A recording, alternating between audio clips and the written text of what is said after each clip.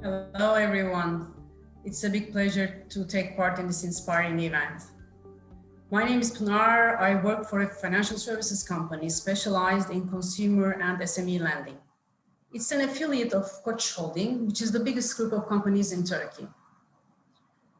I will try to share with you how purpose guides our business and the journey we are currently going through in order to enhance our business agility.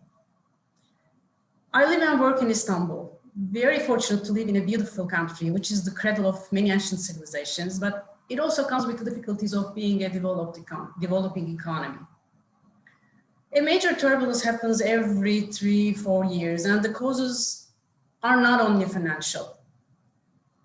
The pandemic came at a time when we were just about to recover from a country-specific crisis. I know that currently all the countries are living in times of uncertainty, but the difficulties are usually multiplied by problems of our own creation here. Although generous stimulus packages are not there yet and probably will never come, I believe people of developing countries have an upside on the soft skills side. An adaptive and flexible mindset makes us more resilient by nature. We have developed strong muscles around getting over volatility. Koç Holding has a history of more than 90 years, a very diverse group of companies with close to 100,000 employees, businesses ranging from oil refinery to automotive production, from banking to hospitality services and retail.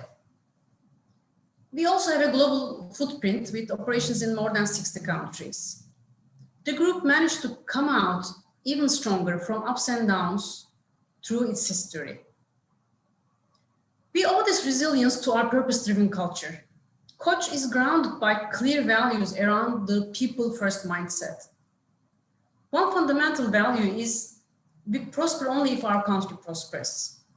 We are aware of the vast circle of influence touching lives of millions of people with products, investments, employment, and the influence extends even further through the dealers, partners, and suppliers network. This means making business decisions by taking the benefit of the greater community into account. Aside being a for-profit organization, the group owns hospitals, schools, a university, and started many foundations. Every 2 years, a social responsibility team is chosen and widely promoted all over the country through group companies and the partner networks to increase awareness on a social problem: blood donation, gender equality, improving the life of people with disabilities, you name it. So working for Koç, doing business with Koç, buying from Koç, makes you feel serving that greater purpose as well. Another fundamental value is our strongest asset is our people. Hiring the best, investing in people, promoting diversity, all put Koç on the world's best employers list. We care for our people, our customer, and the broader community. And these values are not just hang on the walls, but internalized at company and employee level and are reinforced in every occasion. The pandemic, of course, brought lots of occasions in this respect. Factories produced respiratory devices, group hotels welcome health workers free of charge.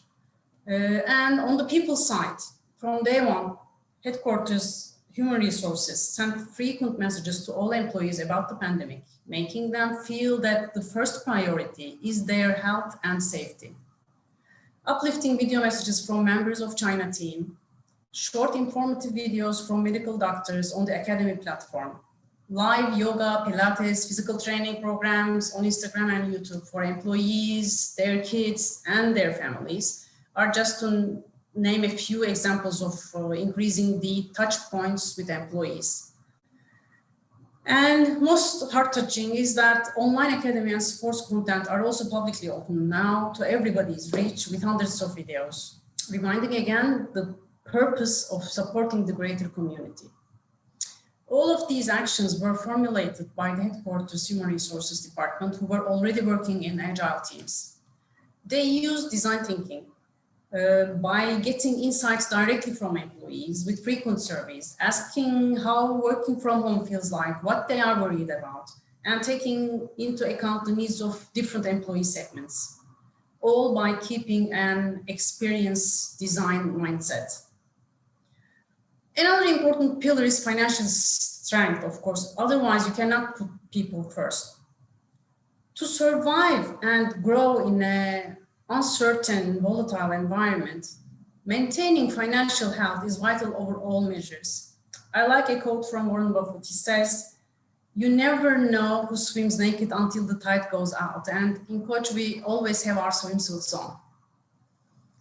This culture of financial fitness provides the group with necessary resources to continue making investments and grow no matter how discouraging the economic environment is.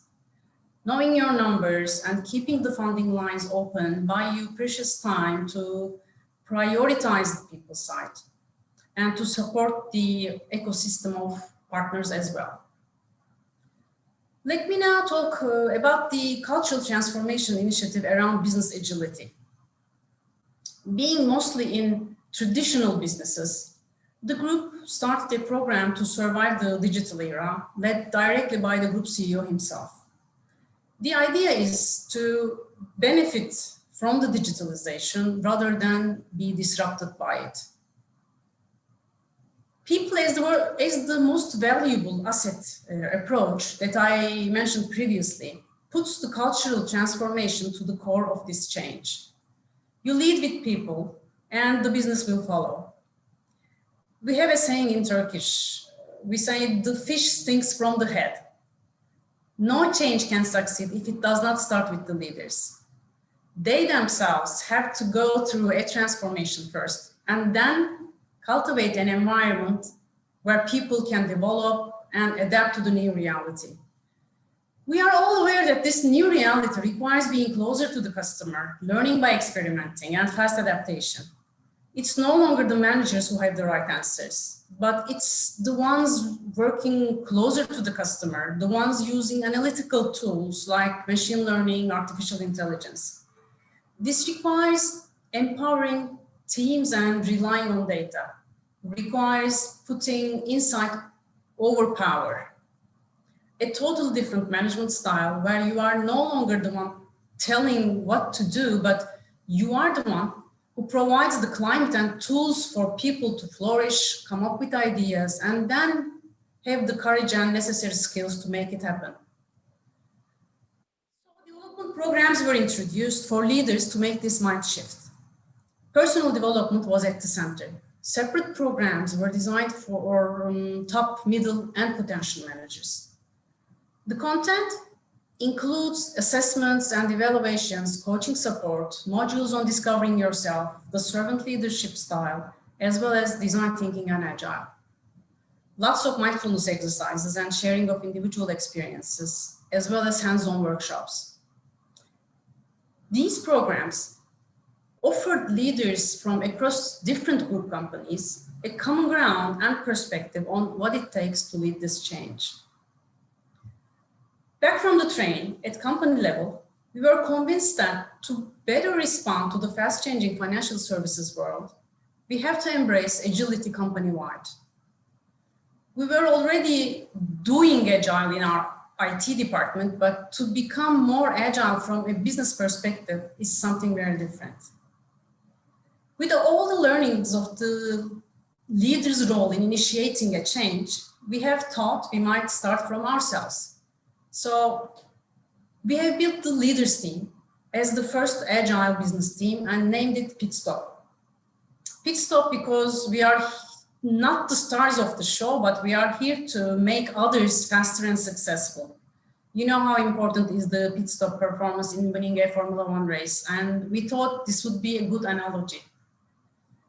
I'm serving as the product owner, and the heads of units are the team members. We started applying agile practices, running sprints, dailies, reviews, retros, and with no exceptions, including using Jira, the technological platform for tracking the sprints and the backlog. This brought us lots of benefits. On our team level, We are now in closer contact with each other. Although we are working remotely today, we continue doing our daily meetings online every workday. We all know the schedule of each team member for the coming 2 weeks. The strategic priorities of the company are now more clear and collectively owned. We can better see which items on our to-do list serve company strategies and which items don't, and we can easily adjust our list according to priorities. Making a team agreement and going through the retros reminded us of our values and our vulnerabilities and created a stronger bond between us. At the company level, this brought more transparency. Our backlog and sprint board is open to everyone. We became role models to the business teams, showing it's easy and more fun to work this way. Everybody thought, if they can make it, we can sure make it. We, in return, had more empathy towards newly forming teams. And on our journey to build the business teams, we witnessed how willing they were to apply the rituals. Our team is running the 22nd sprint now, and we try to make the most out of sprints, dailies, and retros in managing the increased volatility. I'm a strong believer of walking the talk and experimenting. Everybody in the company saw that when we say we will try to be more agile, we meant it. It's obvious that applying agile rituals alone will not get us to business agility. This transformation is not just using some new practices, regrouping people in squads and tribes and hoping that it will work. It must go hand in hand with consistent changes in all aspects of work life. Let me try to explain what I mean. I know that physical office does not mean a lot today with most of us working from home, but we started the journey 2 years ago. Our office was full of walls and separations between the managers and their staff, between departments, and it was designed in 90s style, cubics, corporate colors, etc. We were saying we wanted more novelty, transparency, and teamwork, but people were living in an old-fashioned, hierarchical, divided space. That doesn't fit. So we gave away 1/3 of our office space. Now we, of course, ask ourselves whether we need any office at all, and with the savings from paying less rent, we refurbished all the space with completely open plans where you cannot tell where a department starts and ends, or you cannot tell what is the rank of the person sitting at any desk. The layout, design, and colors were all decided by a volunteers committee, a temporary cross-functional team, I may say, where every department was represented without any managers. We also removed exclusive treatment of managers, including tea or coffee service to their tables. Now everyone gets their drinks themselves from the kitchen. This may sound natural to you, but in Turkish culture, this is quite symbolic. You can think of examples from your own company routines, behaviors that looks like small details, but mean a lot about the air circulating in the company. Meetings are another strong signal of the culture. We try to make them shorter with less participants, more to the point, and it's now the organizer or presenter of the meeting who sits at the head of the table, if there is any table, of course, and not the highest ranking officer in the room. So transparency and equality could be felt physically by everybody walking in. It's not only offers and manners, of course. To show more transparency, we started presenting company results to the whole staff every quarter. We're sharing insights on how the next quarter will look like. We talk about the changing priorities, new HR initiatives, things like that. People is encouraged to ask questions and share comments. The frequency of these meetings even increased with the pandemic. We hold online company meetings every 2 weeks now, where questions and comments are more than welcome. I believe this makes people feel safe and feel that they belong. Performance management is another important people topic. A new system based on objectives and key results has just been launched. You may be familiar with the OKR methodology. Agile does not tolerate yearly fixed individual targets set by managers and evaluated only once or twice a year. With the new system, the team targets will be as important as the personal targets. It will be transparent. Everybody will be able to see each other's targets. Instant feedbacks are encouraged. Monthly reviews replace yearly ones. The system is open to revisions and updates as well during the year, and this will be very helpful in this volatile environment. Plus, a managers committee will calibrate individual results to guarantee equal treatment for all. Now the compensation system is next.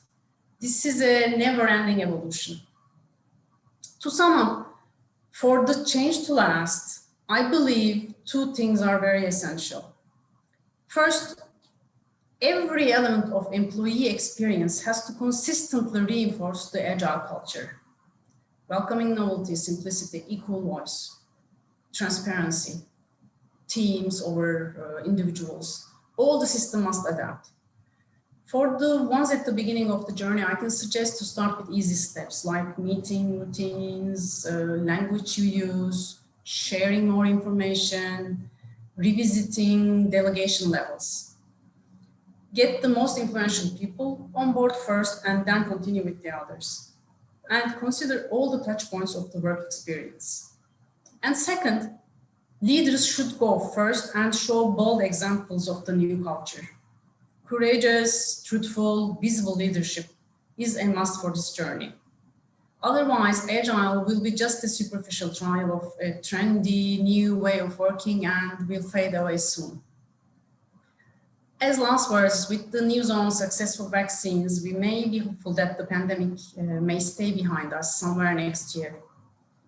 On the way to building the recovery, let's remember that fast adaptation is the name of the game. We are surrounded with so much uncertainty and complexity that there are no definite good or bads in organizational models anymore, but only better or worses. We need to embrace uncertainty and find our own way of agility that fits our business and our culture.